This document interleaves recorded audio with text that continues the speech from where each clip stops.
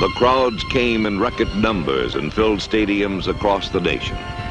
They came with great expectations and were not to be disappointed.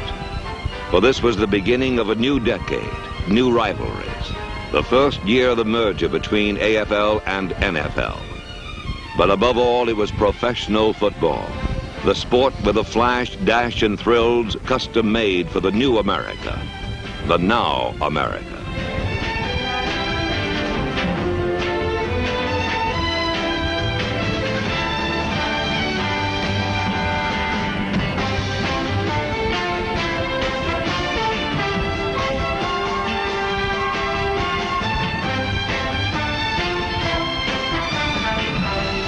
In 1970, pro football had grown so big that it bubbled over to weeknight contests. Sellouts, every one. In 1970, more people watched pro football than ever before, and many of them will long remember that this was the year the game renewed itself. The year when all the elements of excitement came together in perfect amounts to make 1970 that one vintage year.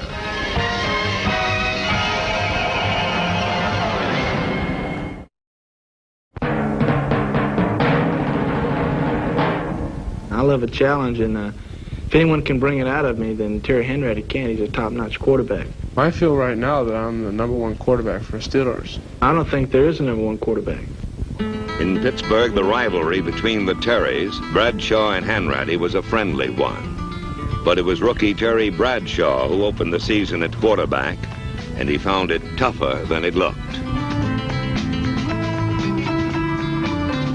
From the bench, he gained experience as Terry Hanratty took over.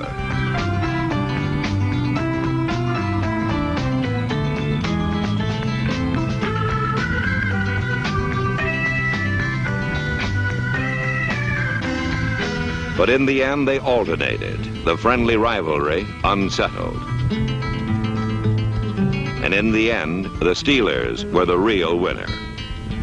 A less friendly rivalry in the AFC Central was between Blanton Collier's Browns and Paul Brown's Bengals. The Browns were favored to win the title, and in the early going, they looked good.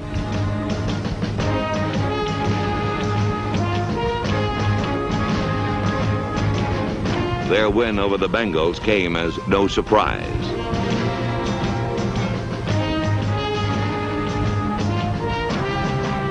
But the Browns had breakdowns. They weren't nearly as strong as everyone had thought.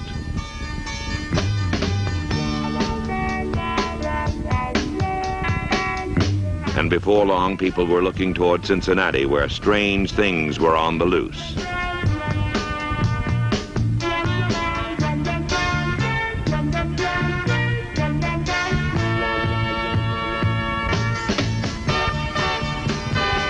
The Bengals had lost 6 of their first 7 and were considered out of the title picture.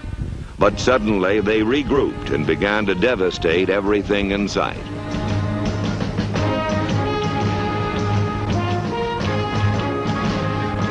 They avenged their earlier loss to Cleveland, and before they were finished, the Bengals had won their last 7 in a row, while becoming the first expansion team to win a division title.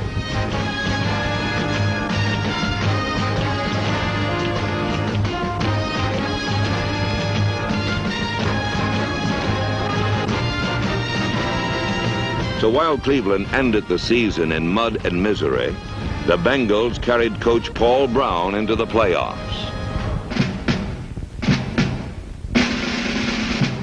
In Green Bay, they used to see a lot of defense, and they saw a lot in 1970, but it came from the wrong people. For Bart Starr and the pack, it appears there will be no coming back. Not for a while, anyway. In Chicago, the Bears had a kickoff return man named Cecil Turner, who tied a record by running 4 kickoffs back for touchdowns.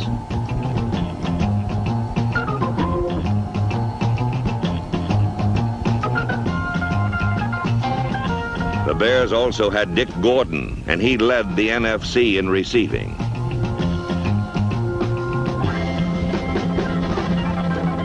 But above all, the Bears had Mr. Defense. Dick Butkus.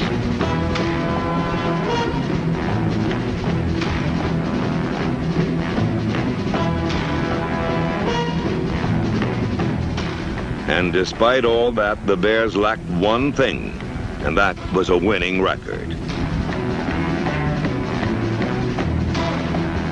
In Detroit, the Lions showed good balance, but defense was their key to victory, and defense got them 10 wins.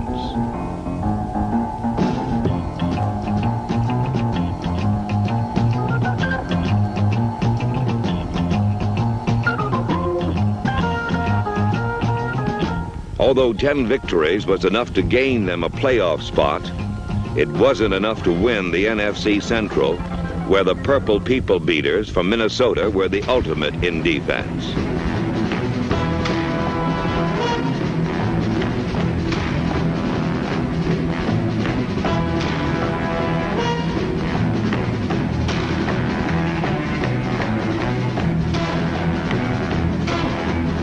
The Vikings allowed only 143 points. Their 12-2 record was the best in the NFL, thanks to a defense which scored almost as much as the offense.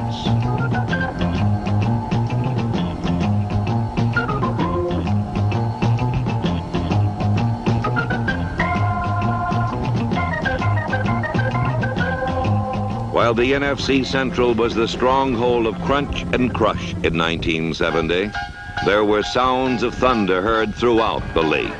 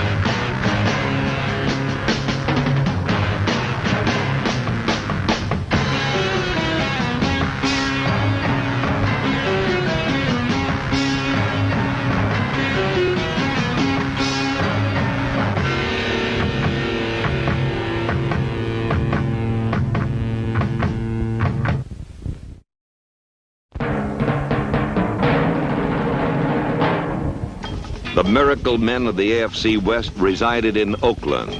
Chief Wizard, 43-year-old George Blanda.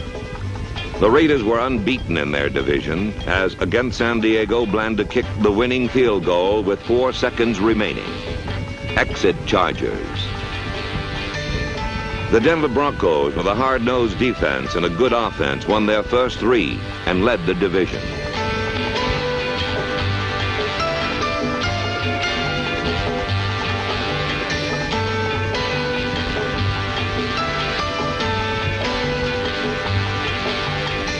Then they met the Raiders and went home victims of shell shock.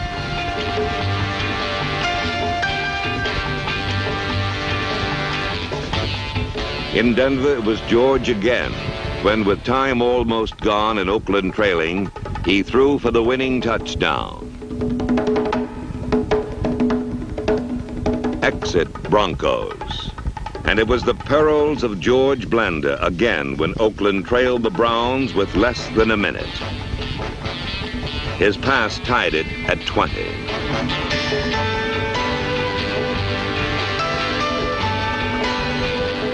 His 52-yard field goal cleared the posts with only 3 seconds remaining. Oakland 23, Cleveland 20. Against the Jets, the Raiders trailed with 1 second left when on 4th down, a new cast of Darryl LaMonica to Warren Wells pulled off the greatest of the Raider miracles. And while everyone Oakland met suffered defeat in unbelievable ways, perhaps the Chiefs lost most. They started 1970 as world champions and even led Oakland in their first meeting. But with 3 seconds to go, George Blanda, Who else kicked a 48-yarder to give the Raiders a tie that amounted to a moral victory.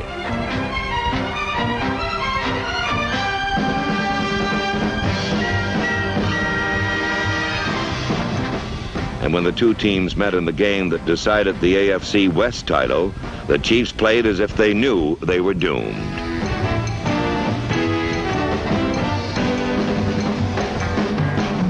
Exit Chiefs. Enter Oakland, the miracle-working division champions. In the first playoff game, the Raiders faced Miami and relied on their oldest weapon, the bomb.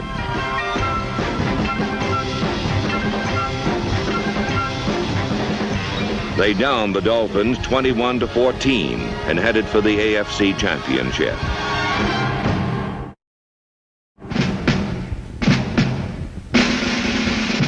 In New Orleans, the Saints lived up to their name and performed one miracle. Tom Dempsey will try to kick the longest field goal in National League history.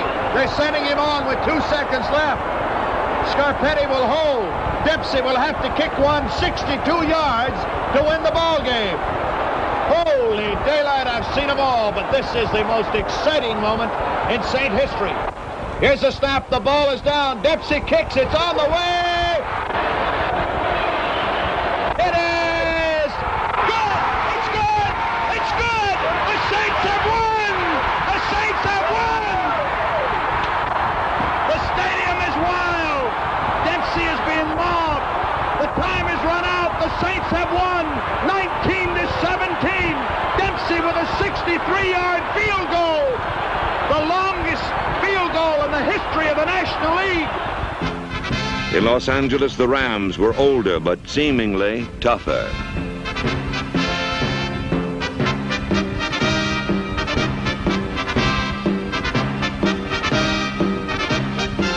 Their defense humbled most opponents, but couldn't contend with the NFL's Cinderella team, San Francisco.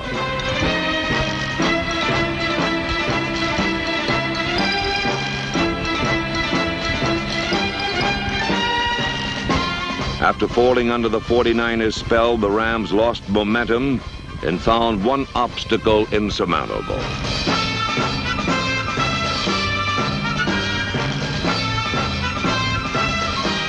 For in San Francisco, there was a John Brody, a Gene Washington, and a team that found the glass slipper comfortable.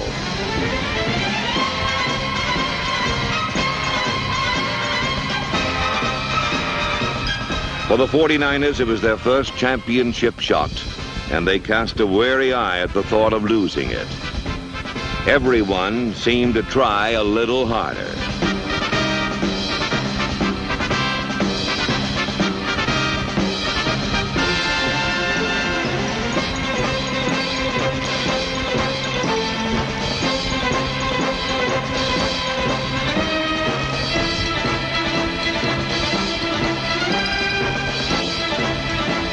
All year they were tough, but never any tougher than when in a frigid playoff game with the Vikings in Minnesota, they came away with a 17-14 victory.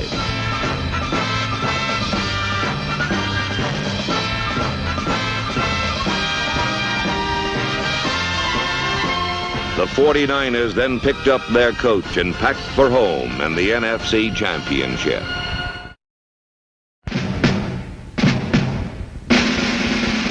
In Washington, the Redskins had a runner named Larry Brown, and although he couldn't lead them to a winning season, he himself was a winner as he became the NFL's leading rusher with 1,125 yards.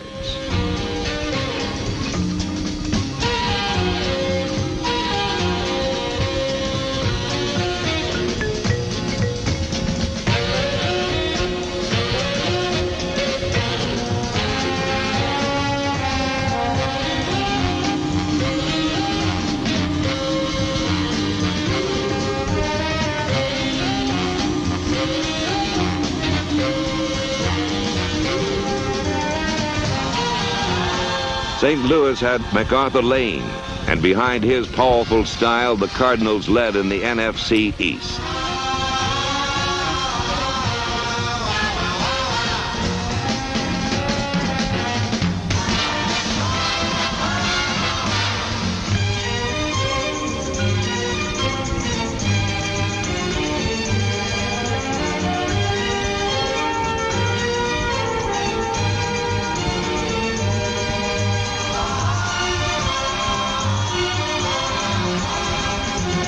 The Cards' defense was also strong with 3 consecutive shutouts, including a 38-0 rout of Dallas.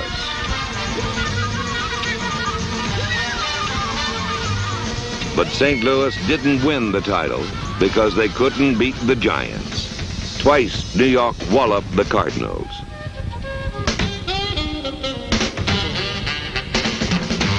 The Giants themselves had a shot at the title behind the flashing blue shoes of Ron Johnson, who became the first Giant ever to rush for over 1,000 yards in a season.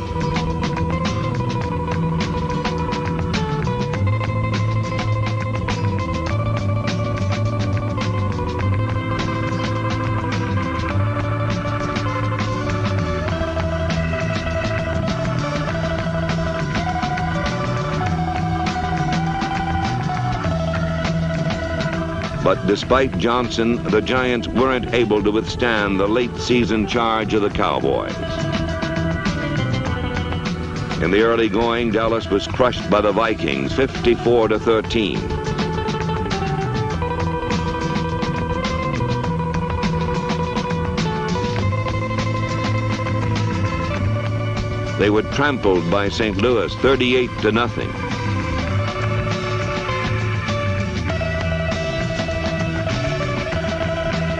They had been rated as favorites, but had taken a ride on the chute to nowhere.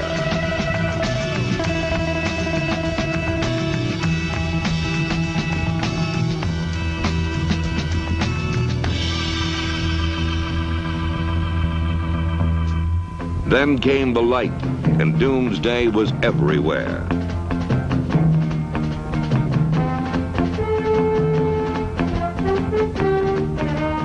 Coach Tom Landry revamped his offense, and Bob Hayes became the man to catch.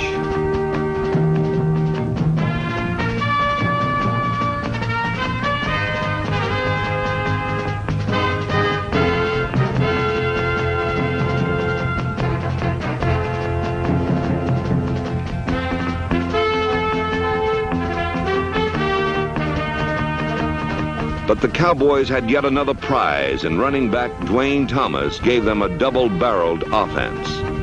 And with a great closing spurt, the Cowboys shot right into the playoff picture by winning the NFC East title.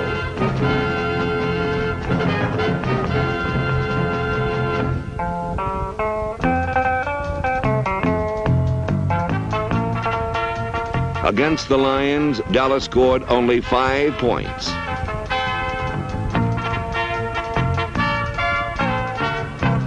In the end, 5 points was all they needed, for their defense held Detroit scoreless.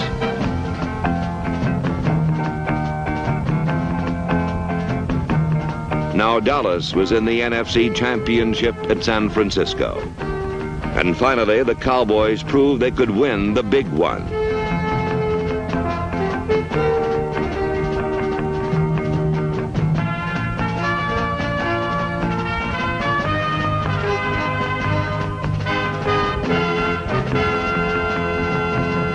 They powered over the 49ers, became NFC champions, and headed for Miami and Super Bowl V.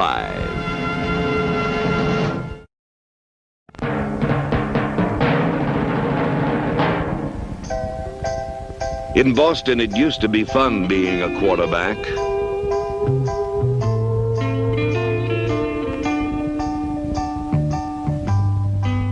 But then came Tough Joe Cap from Minnesota, and he changed all that. Win or die trying was his vow. Boston's 2-12 record shows which part of the vow he kept.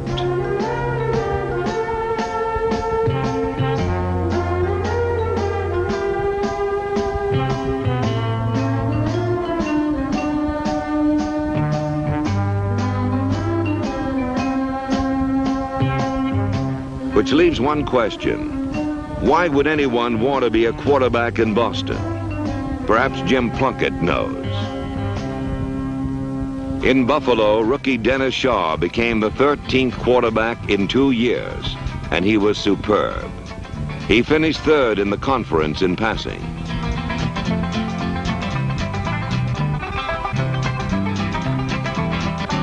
But above all, he was one cool rookie.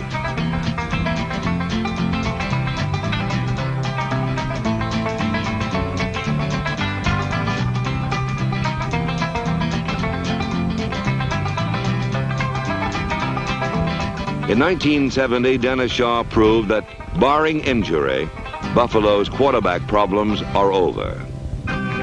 In New York, the Jets couldn't bar injury. And of all people, it was Joe Namath who was out for the year with a broken wrist. And so came untested Al Woodall to show what he could do. And he did all right as he led his team to big upsets over the Rams and the Vikings and saved the Jets a third-place finish.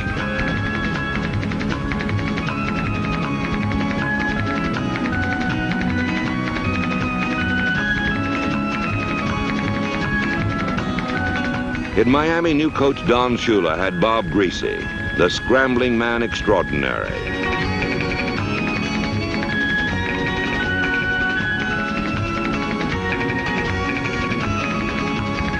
And with Paul Warfield hauling them in, Greasy passed the Dolphins into contention for the title.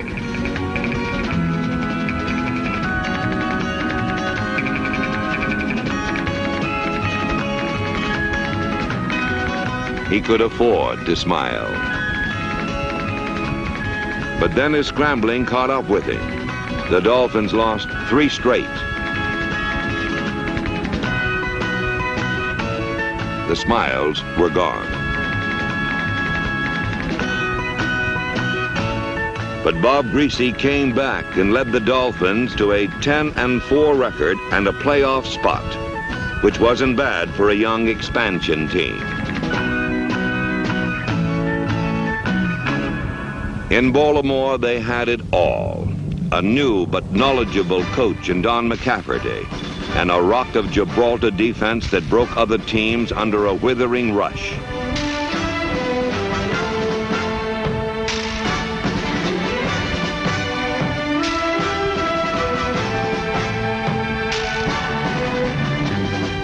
But above all else, in Baltimore, they had number 19, John Unitas.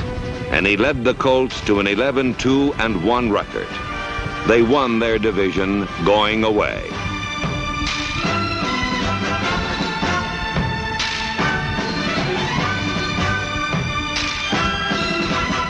In the first playoff game against the Bengals, they had little trouble and won 17-0.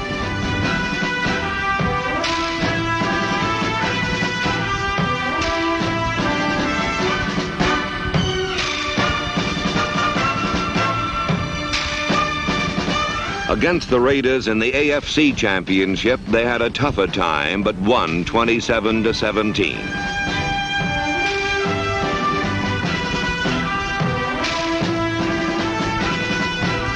And for the Colts, the next stop was Miami and Super Bowl V against Dallas.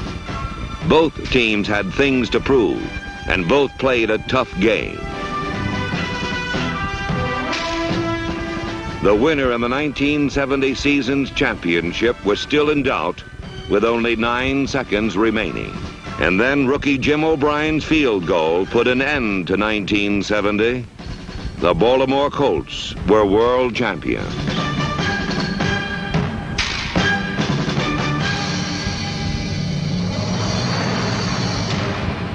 And as the final 9 seconds clicked off, you fans all over the country looked back on the spectacle that had been 1970.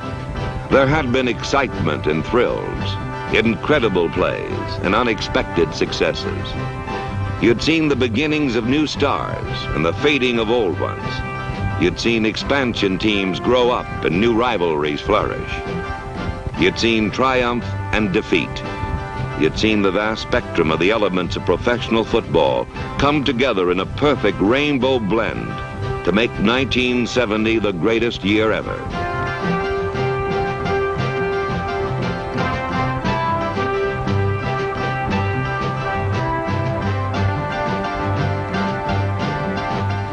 And years from now, when the conversation drifts to football, you'll look back and you'll say to yourself, yes, I remember 1970. And if ever there was one, 1970 was that one vintage year.